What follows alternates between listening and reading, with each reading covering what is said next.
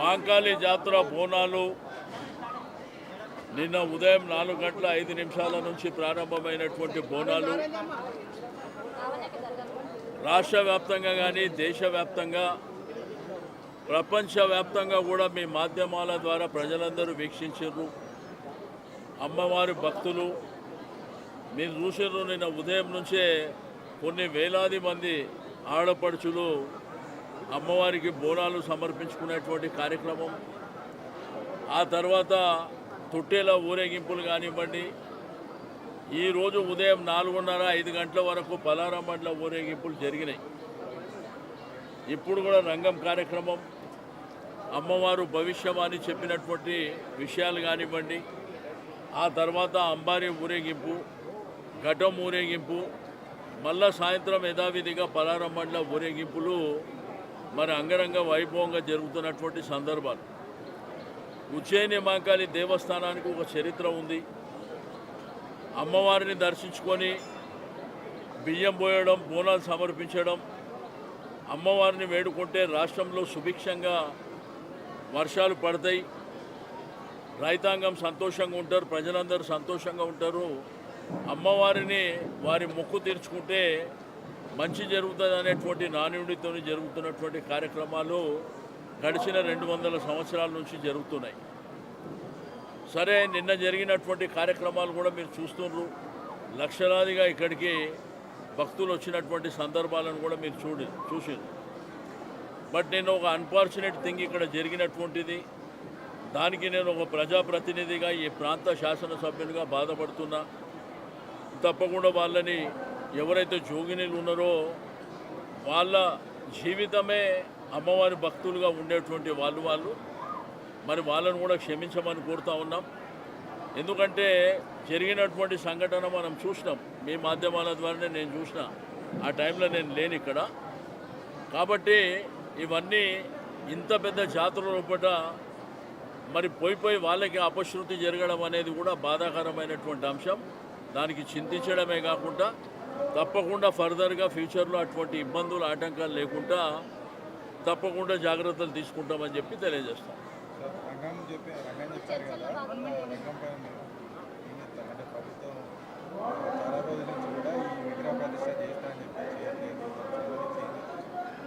అంటే నేను అంతా చూడలే, ఆడంతా చర్చలు జరుగుతుంటే నేను అక్కడ తప్పకుండా అమ్మవారు భవిష్యవాణి చెప్పినప్పుడు చాలా అంశాలు చెప్తుంటారు. రాష్ట్రంలో మంచి జరగాలంటే విగ్రహ ప్రతిష్ట గోల్కొండ ప్రాంతంలో జరగాలనేటువంటిది కూడా చెప్తుంటారు. తప్పకుండా ప్రభుత్వం కూడా మరి ఆలోచించమని చెప్తున్నాను నేను. దాంతోపాటు బాగా వర్షాలు కూడా కురుస్తాయనేటువంటిది కూడా చెప్పారు. ప్రజలు కోరుకునేది కూడా అదే, రైతాంగం కోరుకునేది కూడా బాగా వర్షాలు పడాలనేటువంటిది కోరుకుంటారు. కాబట్టి నిన్న ఆదివారం నాడు జరిగే బోనాల కార్యక్రమం మాత్రం ముగిసింది. ఈరోజు కార్యక్రమం మరి యథావిధిగా కొనసాగుతుంది. కాబట్టి నేను మీ మీడియా మిత్రులకు కూడా అభినందనలు తెలియజేస్తున్నా మీ మాధ్యమాల ద్వారా. కానీ కొంతమంది చెప్పుకుంటారు, కొంతమంది చెప్పుకోలేరు. వాళ్ళతో పాటు మీకు కూడా ఇబ్బందులు అయినాయి. నేను చూసినా, నా కళ్ళారా చూసినా. కాబట్టి బాగా జనం వచ్చినటువంటి సందర్భాలలో కొన్ని ఇబ్బందులు జరుగుతుంటాయి. తప్పకుండా నాకు సంతోషం ఏంటంటే నేను ఆ రోజుల్లో, ఇప్పుడు కాదు, 25 సంవత్సరాల క్రితం ఏర్పాటు చేసినటువంటి ఒక వ్యవస్థ దినదినాభివృద్ధి చెంది ఆ రోజు వందల సంఖ్యలో భక్తులు వస్తుండే, ఆ తర్వాత వేల సంఖ్యలో భక్తులు వస్తుండే, ఇప్పుడు లక్షల సంఖ్యలో కూడా భక్తులు వచ్చినటువంటి సందర్భాలు ఉన్నాయి. కాబట్టి మనకున్నటువంటి దేవాలయం పరిధి, దేవాలయ పరిసరాల పరిధి చూస్తే చాలా తక్కువ వైశాల్యంతో ఉన్నటువంటిది. కాబట్టి ఎవ్వరు కూడా అన్యదా భావించొద్దు. ఇది రాజకీయాలకు అతీతంగా, కుల మతాలకు అతీతంగా, పార్టీలకు అతీతంగా జరిగేటువంటి పండుగలు. కాబట్టి తప్పకుండా ఫ్యూచర్లో ఇటువంటి ఏమి ఇబ్బందులు, ఆటంకాలు లేకుండా చూసుకుంటాం. అది ప్రభుత్వం ఆలోచించాలి. ఇక ఉండని. ఇప్పుడు నేనేమంటే పండుగ దగ్గరికి వచ్చి పండుగ జరుగుతుంటే నేను ఒక ప్రజాప్రతినిధిగా కామెంట్లు చేయడం అది రాజకీయం కోసం ఉపయోగించుకున్నట్టు అవుతుంది. అది ప్రజలందరూ అనుభవిస్తున్నారు. నిన్న వచ్చిన భక్తులు కూడా అనుభవించారు, మీరు అనుభవించారు, అందరూ అనుభవించారు. నేను చెప్తే బాగుండదనేటువంటి ఉద్దేశంతో కొన్ని అంశాలు చెప్పలేను. Thank you. మాంకాళి జాతర బోనాలు నిన్న ఉదయం 4:05 నుంచి ప్రారంభమైనటువంటి బోనాలు రాష్ట్ర వ్యాప్తంగా కానీ దేశవ్యాప్తంగా ప్రపంచవ్యాప్తంగా కూడా మీ మాధ్యమాల ద్వారా ప్రజలందరూ వీక్షించారు. అమ్మవారి భక్తులు మీరు చూసారు. నిన్న ఉదయం నుంచే కొన్ని వేలాది మంది ఆడపడుచులు అమ్మవారికి బోనాలు సమర్పించుకునేటువంటి కార్యక్రమం, ఆ తర్వాత తొట్టేల ఊరేగింపులు కానివ్వండి, ఈరోజు ఉదయం 4:30-5 గంటల వరకు పలారం బండ్ల ఊరేగింపులు జరిగినాయి. ఇప్పుడు కూడా రంగం కార్యక్రమం, అమ్మవారు భవిష్యవాణి చెప్పినటువంటి విషయాలు కానివ్వండి, ఆ తర్వాత అంబారీ ఊరేగింపు, ఘటం ఊరేగింపు, మళ్ళా సాయంత్రం యథావిధిగా పలారం బండ్ల ఊరేగింపులు మరి అంగరంగ వైభవంగా జరుగుతున్నటువంటి సందర్భాలు. ఉజ్జయిని మహంకాళి దేవస్థానానికి ఒక చరిత్ర ఉంది.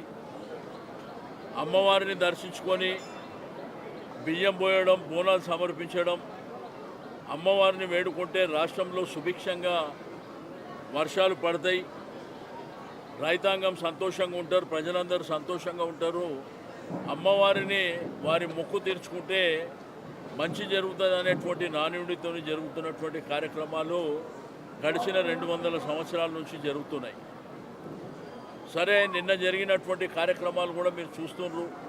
లక్షలాదిగా ఇక్కడికి భక్తులు వచ్చినటువంటి సందర్భాలను కూడా మీరు చూసారు.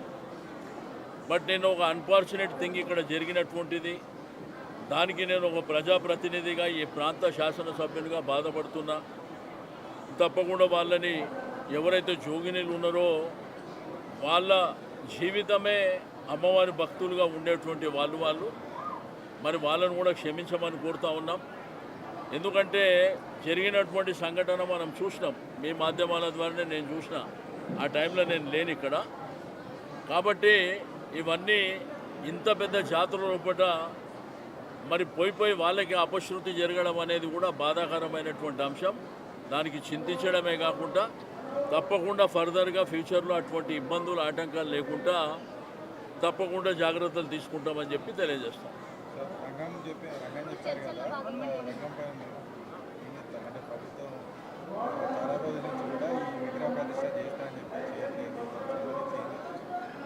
అంటే నేను అంతా చూడలే, ఆడంతా చర్చలు జరుగుతుంటే నేను అక్కడ తప్పకుండా అమ్మవారు భవిష్యవాణి చెప్పినప్పుడు చాలా అంశాలు చెప్తుంటారు. రాష్ట్రంలో మంచి జరగాలంటే విగ్రహ ప్రతిష్ట గోల్కొండ ప్రాంతంలో జరగాలనేటువంటిది కూడా చెప్తుంటారు. తప్పకుండా ప్రభుత్వం కూడా మరి ఆలోచించమని చెప్తున్నాను నేను. దాంతోపాటు బాగా వర్షాలు కూడా కురుస్తాయనేటువంటిది కూడా చెప్పారు. ప్రజలు కోరుకునేది కూడా అదే, రైతాంగం కోరుకునేది కూడా బాగా వర్షాలు పడాలనేటువంటిది కోరుకుంటారు.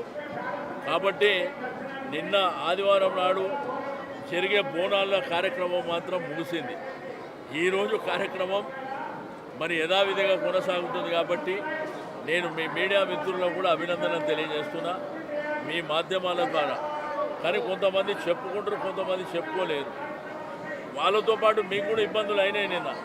నేను చూసినా, నా కళ్ళారా చూసినా.